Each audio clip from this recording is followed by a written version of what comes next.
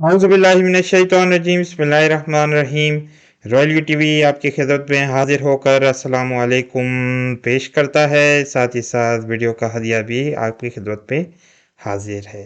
वक्त के फ़िरौन इस वक्त हज़रत इमाम मेहदी अलैहिस्सलाम की आमद के खौफ से लरज़ रहे हैं। पिछले दिनों जब सदर जो बाइडन ने इमाम गैब के मुतालिक बात की तो इसका इशारा साफ और साफ इस तरफ था कि इमाम गैब का इंतज़ार हो रहा है और हज़रत इमाम मेहदी अलैहिस्सलाम की आमद बहुत करीब आ चुकी है। चाहे शिया हज़रात हों या सुन्नी हज़रात, तमाम लोग इस बात पर मुत्तफ़िक़ नज़र आते हैं कि हज़रत इमाम मेहदी अलैहिस्सलाम की आमद का वक्त बहुत करीब आ चुका है और यही वो खौफ है जो इन वक्त के दज्जालों और फ़िरौनों को डरा रहा है। आज की वीडियो में हम हज़रत मूसा अलैहिस्सलाम और हज़रत इमाम मेहदी अलैहिस्सलाम के दरमियान ताल्लुक़ को वज़ाहत के साथ पेश करेंगे और साथ ही साथ ये भी बताएंगे कि सामरी और दज्जाल के दरमियान क्या ताल्लुक़ हो सकता है। आप लोगों से गुजारिश है कि हमारे चैनल को सब्सक्राइब करने के साथ साथ बेल आइकन के बटन को दबाएं और साथ साथ वीडियो को लाइक और डिसलाइक करना भी मत भूलें। पिछले दिनों जब सदर जो बाइडन ने हज़रत इमाम मेहदी अलैहिस्सलाम के मुतालिक तबसरा किया तो इससे पूरी मुस्लिम दुनिया में एक बड़ा रिएक्शन हमें देखने को मिला है और लोग ये चहमगोइयाँ कर रहे हैं कि आखिर सदर जो बाइडन को इमाम मेहदी के मुतालिक ये बात कहने की क्या ज़रूरत पेश आई। हमारे नज़दीक ये लगता है कि वक्त के फ़िरौन और दज्जालीन इस वक्त हज़रत इमाम मेहदी अलैहिस्सलाम की आमद के खौफ से लरज़ रहे हैं। आइए इस वीडियो में देखते हैं कि उसने क्या बात कही है सदर जो बाइडन ने। इसको सुनते हैं और फिर तबसरा करेंगे। यहाँ आप देख सकते I हैं। realized how little I knew about the details of Islam. I knew about it, but I didn't know the difference that existed. I didn't know what the hidden imam.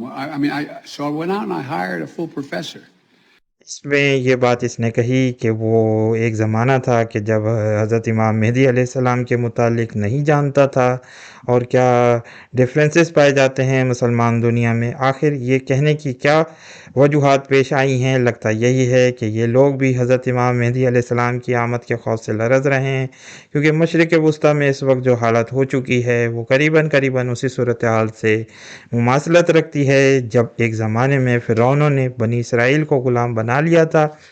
चरवाहे बादशाहों के दौर के इख्तिताम के बाद फ़िरौनों को मिस्र में बड़ा इक़्तिदार नसीब हुआ और अल्लाह ताला जैसे कुरान मजीद में फ़रमाते हैं कि दुनिया की हर ज़ेब व ज़ीनत का सामान इन लोगों को दे दिया था। हज़ारों साल से इनकी हुकूमत थी।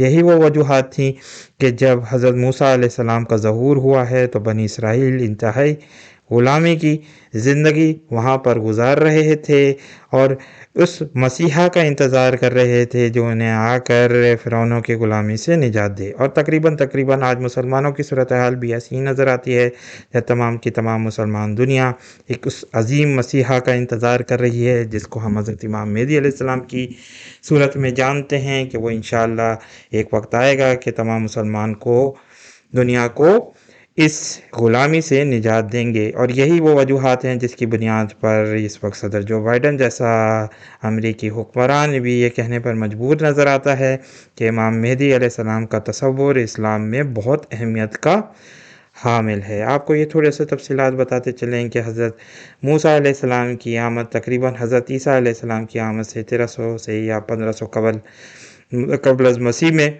हुई थी। उस वक्त बनी इसराइल की हालत इंतहाई दगरगू हो चुकी थी और वो फ़िरौन की ग़ुलामी करने पर मजबूर नज़र आते थे। लेकिन साथ साथ ये भी उनमें नज़र आता था कि इतनी ज़्यादा इनके अंदर ग़ुलामी सराहियत कर चुकी थी, ज़हनी पसमानदगी थी कि ये लोग उस वक्त लगता यही था कि फ़िरौन के कल्चर में रंग चुके थे। जो किप्ती कौम थी जिससे फ़िरौनों का ताल्लुक़ था उनसे इनका बहुत हद तक ताल्लुक़ बन चुका था। यही वो वजूहात हैं जब सामरी ने इनको वो सुनहरा बछड़ा बना कर दिया था तो ये उसकी पूजा में लग गए थे। सामरी के मुतालिक थोड़ी सी आपको मालूमात यहाँ पर देते चलें कि सामरी का ज़िक्र सूरह ताहा की आयत में आता है। हम उन आयत को पढ़ेंगे और बताएंगे कि किस तरीके से ये शख्स ने सुनहरी बछड़ा बनाया था। लेकिन इससे पहले आपको ये बात बताते चलें कि हज़रत मूसा अलैहिस्सलाम کی ज़िंदगी में और हज़रत इमाम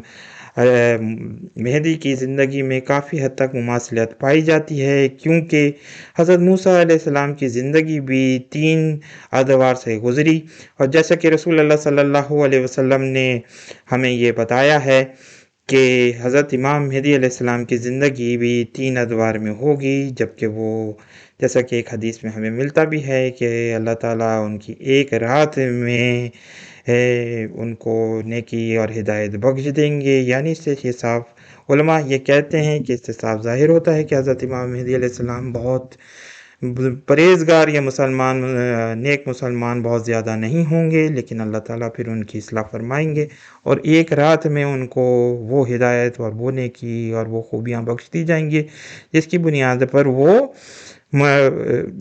मुस्लिम उम्मा की क़यादत कर सके। हज़रत मूसा अलैहिस्सलाम की ज़िंदगी के भी 3 अदवार देखे जाएँ तो सबसे पहला वो दौर नज़र आता है जिसमें उनको एक प्रिंस की हैसियत हासिल है, वो बड़ी ही शानदार ज़िंदगी गुज़ार रहे होते हैं। फिर एक वक़्त आता है कि बनी इसराइल के एक शख्स पर ज़ुल्म होता हुआ देखकर वो किब्ती कौम के एक शख्स को निशाना बनाते हैं और फिर वहाँ से निकल जाते हैं, और फिर उनका ज़िंदगी का वो दूसरा दौर शुरू होता है जो हिजरत पर मबनी है। वो मदाइन में आकर रहते हैं और साथ-साथ फिर वहाँ पर चरवाहे की एक ज़िंदगी गुज़ारते हैं, जहाँ उनको ये बहुत ज़्यादा खूबियाँ भी अता होती हैं, उनमें सब्र और हौसला पैदा करते हैं अल्लाह ताला।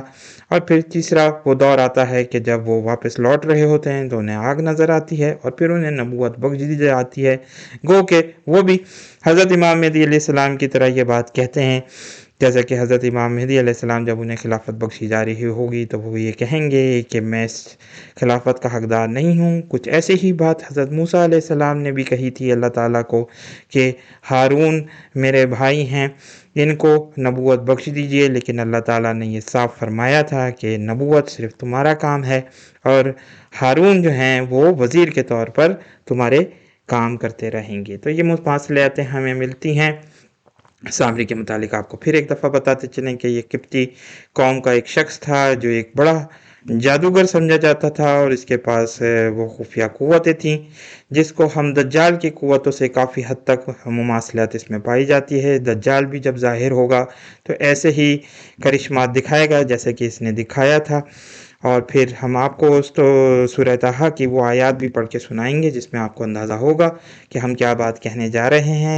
दज्जाल भी करीबन ऐसे ही मौज़ात करके दिखाएगा। बहुत सारे लोग इस मौज़े को जो कि उसने करके दिखाया था बहुत छोटा समझते हैं, लेकिन अगर हम कुरान मजीद को पढ़ें तो अंदाज़ा ये होता है कि सामरी एक बड़ा जादूगर था। और लगता यही है जैसा कि बहुत सारे लोग ये बात कहते हैं कि सामरी भी दज्जाल ही था। वो दज्जाल की एक फ़ॉर्म था जो उस वक़्त ज़ाहिर हुई जबकि हज़रत मूसा अलैहिस्सलाम का ज़माना था, और यही वो वजूहात हैं जिस पर हज़रत मूसा अलैहिस्सलाम ने उसको कहा था कि तेरे लिए वादे का एक वक्त मुकर्रर है। अमूमी तौर पर जब कुरान मजीद इस ज़बान में बात करता है तो हमें साफ ये नज़र आता है कि ये वादे का वक्त वो आखिर ज़मां का वक्त है जब तमाम की तमाम निशानियाँ पूरी होती हुई हमें नज़र आएंगी। आइए इसको पढ़ते हैं।